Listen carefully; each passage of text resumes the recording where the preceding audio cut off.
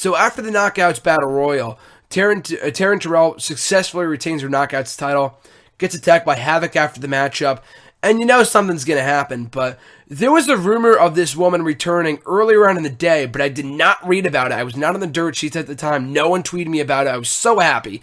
And, you know, a complete something very, very similar to when I was at Raw. Again, one of my favorite events they've ever attended. Monday Night Raw, the same show that Jericho returned at, where no one spoiled it for me. It was on the dirt sheets earlier in the day, but no one spoiled it. Same thing with this return. So Havoc attacking Taryn Terrell. The lights go out. It's just crazy. Everyone's like, what's going on? What's going on? Who's going to come out? It's nuts. The lights go back on. Awesome Kong, the former Karma, in the ring.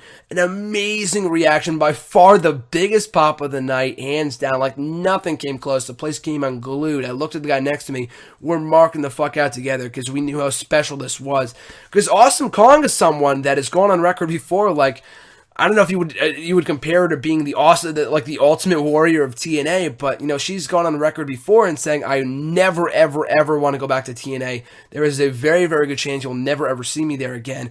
And I'm not even talking about interviews from 3-4 years ago. She said in an interview back in like late last year.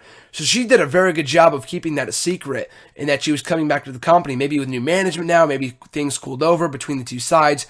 It's great to see. I know a lot of people were disappointed that she didn't return to WWE. I was a little disappointed too, as awesome as it was, no pun intended, to see her back in TNA. Sure, I was a little disappointed to not see her back in WWE. You know, of course, she has some unfinished business with the Bellic twins, and they had a lot of dream matches they could have done with her and AJ Lee and whoever else. Like, you know, I was on that bandwagon back at SummerSlam. I was the one that pitched the idea that Karma come in and be the new heavy for Stephanie McMahon to feud with Brie Bella or AJ or whoever after SummerSlam last year, and of course that didn't happen, but it would have been so amazing because she left on good terms. It wasn't, I mean, I think it was a mutual departure from Karma both and WWE back in the summer of 2012.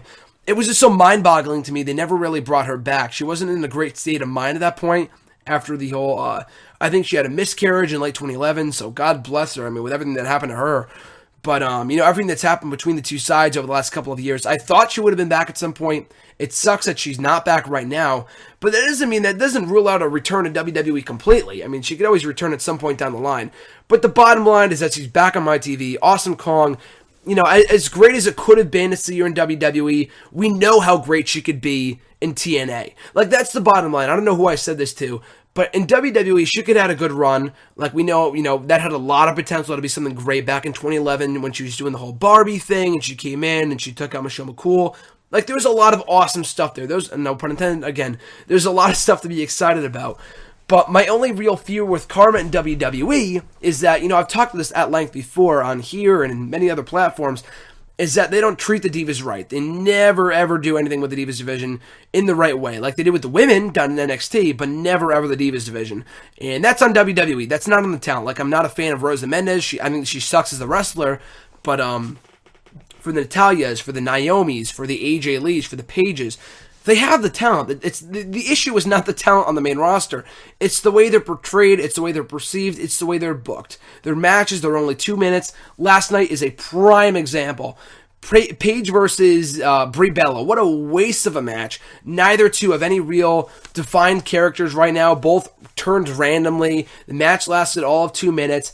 I just couldn't find myself caring about that matchup. So I don't really have any hope at all that Karma would have been utilized to her full potential in WWE. So maybe going back to TNA was the best thing for her. They have a hell of a knockouts division right now. And of course, the countdown begins until her inevitable return or rematches with Gail Kim. Those two put the knockouts division on the map back in like 2007, 2008. So I look forward to the amazing matches that they're bound to have in TNA. So I look forward to that. So her versus Gail Kim, maybe if Mickie James comes back at some point. That was the match that actually almost happened at an indie event that I went to back in 2010. And it didn't come to fruition because Karma had to miss the show for some reason. And Mickie James, I think, wrestled Maya Yim from the independent scene. So, yeah, I'm very much looking forward to Awesome Kong in TNA. I look forward to what she brings to the table. I'm not more so excited for her match with Havoc. Havoc is not great. She's okay, but like I said before, I'm more excited for her matches with Gail Kim and her run in TNA as a whole.